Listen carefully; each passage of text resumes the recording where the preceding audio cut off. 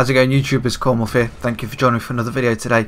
And today we've got the last of my interviews from Eurogamer. Just tried to stagger them out a little bit, just to keep the content flowing on the channel and just to not bombard you with all the interviews. This one is a really good game that was a bit of a surprise to me. It's actually a new take, a next-gen take on Streets of Rage and different games like that you may remember playing if you're as old as me, back on the Mega Drives and whatnot. You have probably seen some of these games in some of the classic packs and things that have been doing the rounds, especially on the 360. So you may have seen it on there, but basically it's a side-scrolling game, which is a fighting game with a next-gen twist. So there's more interactive parts to the game. They can add more to it and different things like that. But the best thing about this game is that it's only been done by a four-person team. The guy that I'm interviewing is the main designer and developer for the game. He's got an audio guy, a actual designer, the artist, and then his wife who helps him with the PR side. So it's just four of them, and they're actually local to where I live. So it's fantastic that it's how small the world is, if you like, and that they are literally a few miles down the road from me. Anyway, enough about me. I hope you're enjoying the footage behind, just to give you a little taste of what the game is and what it's about if you're not 100% sure. And then we're going to cut over to the interview and let me know what you think. Don't forget to post down below. They're very keen to get feedback on the game and what you guys think, and I try to ask as many questions as I can about it and whatnot. So again, let me know what you think. Post a comment below, and until next time, guys, I'll see you all soon. How's it going, YouTubers? Cornwolf here.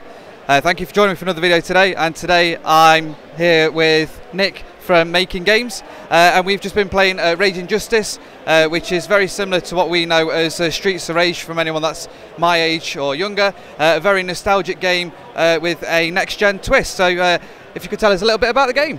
So yeah, Streets of Rage was a major inspiration, yes. Okay, the game, yeah, Rage Injustice.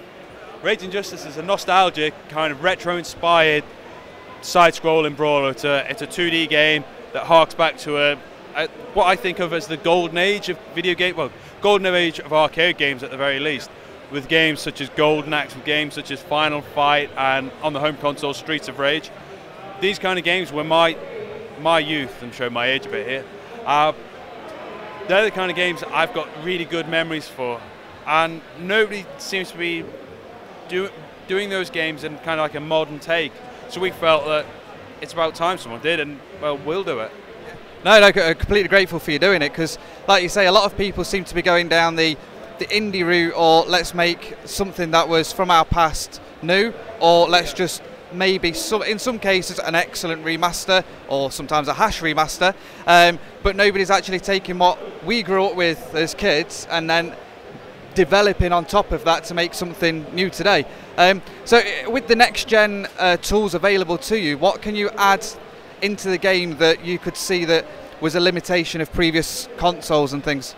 So one of the first things that we did, which is the visible side of it, is we've gone for HD graphics. Yes, they are pre-rendered, but they're HD, so they look fantastic on your big screen TV.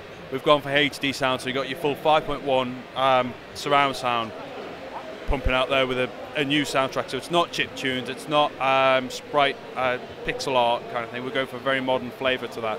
But other things that we can do that you can't do with Streets of Rage and things like that is multiplayer. As in, we can do online multiplayer games. Possibly not for launch. We've got to see whether we can fit that in at launch. But that follows on to the other things we can do, which is updates. We can take what the community likes from the game, or people enjoy play this bit or that bit, and we can add more content. We can make more characters or more levels. We can make more modes, add different twists on multiplayer. So one of the things we're thinking is a bar brawl mode, which is kind of inspired by Horde mode. So you and your friends against all these criminals that keep coming in wave after wave, and you have to survive as long as you can in this bar brawl. Visually, we're looking at kind of being inspired by another old game from my youth, Pit Fighter. Not a great game, but I remember seeing it in an arcade. It was an arena, people all around the edge of it cheering on. If you walk close to them, they'll punch you. This kind of real visceral fighting arena kind of feel to it. So we're going for that kind of idea for one of the multiplayer modes, and just basically adding stuff. Things like Streets of Rage and Final Fight, they are great cornerstones to look at, to touch points of this genre of games, but they're not changing, they're not evolving, they are a fixed game. Like, sometimes great, sometimes better left remembered rather than played, but they are a good thing to start with, and we're just taking it further with new ideas and new modes, we hope. So in terms of the multiplayer aspect, is that kind of like a PvP, or do you see that as more of a co-op, you and 4 mates or whatever, then going through the levels? But obviously now we've got internet that's a lot stable compared to what it was, well, not really non-existent to an extent when the Sega came out and things.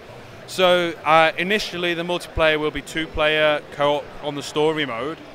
Then we're looking for different takes on multiplayer for the multiplayer options, the multiplayer modes themselves. So some will be PvP, some will be PvE, is it? You know, some of you will be playing together, some of you will be playing apart. One of the ideas, for example, is in the bar brawl, we will have maybe someone who is the ultimate king or the ultimate winner, even though you're trying to stave off the enemies. There's a little bit kind of like, well, there's a big guy coming, we should take them together because it's easier, but I ultimately want to be the winner, so I'll be a little bit hang back a bit, you know, trying different flavors to see. We don't know what will work at the moment with that. That's just, you know, their concepts right now. We're focusing on getting the 2-player story mode out there. Later we'll add this multiplayer aspect, which we're dying to add. We just got to finish the story mode first. Then we're also thinking about, once we've got maybe 4-player or whatever you're working, maybe have a take on the story like an alternate or an EX version of the story where you can play as 4 people. No, this is one of the things that we're excited about with it being a new game, is we can add more to it, especially with updates. Like even console updates now, they're not frowned upon. There's something you can do as long as you're adding stuff. It's a great thing. Yeah, in terms of updates, it's something obviously community cry out for. If they see a bug that you may not have picked up, which I work in IT, and you can go live with something and you won't see anything, someone else will do something and it's there. So like you say, it's something that you could fix, maybe a game-breaking bug, which we did tend to see back in the day with the cartridges and whatnot, which is really good. In terms of release dates, do you have anything potentially slated in yet? So for our release, we're looking at being finished in the next couple of months. My wife is quite pregnant at the moment, and we have a hard deadline. She's running the business side of things, and she said, once the baby's here, we've got to have a game that's ready to launch. So that's our hard deadline. Then, in terms of actual available for sale, we don't want to be under the radar, unfortunately. Indie games historically haven't done so well if they are launched in December. Everyone's looking for the big shots. You're looking for your Christmas list, you're looking for your card, you're looking for your FIFA. They may have Tomb Raider this year, you know. So we're likely to go to the January, February kind of time frame when people are looking for that just a little bit of fun to kind of balance against the AAA that they've got for Christmas. Fantastic, yeah, I completely agree with that, because a lot of films do that now, obviously with Star Wars coming out. Yeah. A lot of films, even big ones like Bond and things like that, are moving films around, and DC films, they're moving to incorporate something that's massive, so you don't want to get kind of left out in that. So yeah, I completely agree with that. Totally.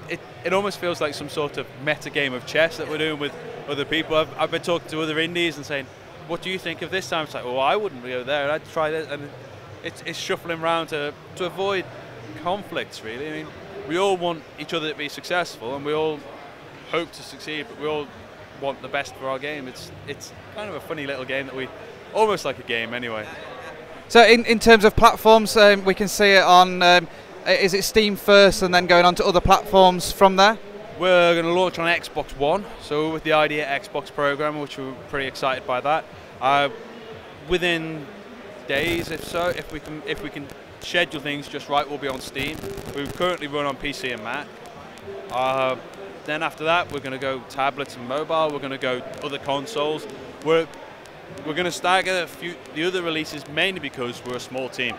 We can't handle everything at once. So after we've hit the initial release of Xbox One, Steam, and possibly iOS, we're going to just go with what we can as quick as we can to get other launches out. Fantastic. And just to put you guys in perspective as well, you are just a 4-man team, is that right? With yourself, your wife, an artist, and another programmer? Audio guy. So obviously you've got to bear with these guys. The game is fantastic.